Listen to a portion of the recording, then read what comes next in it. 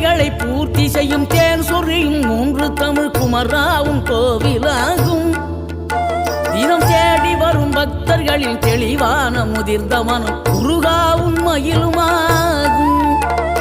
வேடனுரு கொண்டு பெருவேங்கை மரமாகி நின்ற வென்றீர் அணிந்த முருகன், நீ வாடுகின்ற உள்ளமதில் வற்றாது அருள் சேர்க்கும் வானோர்கள் போற்றும் தலைவன்.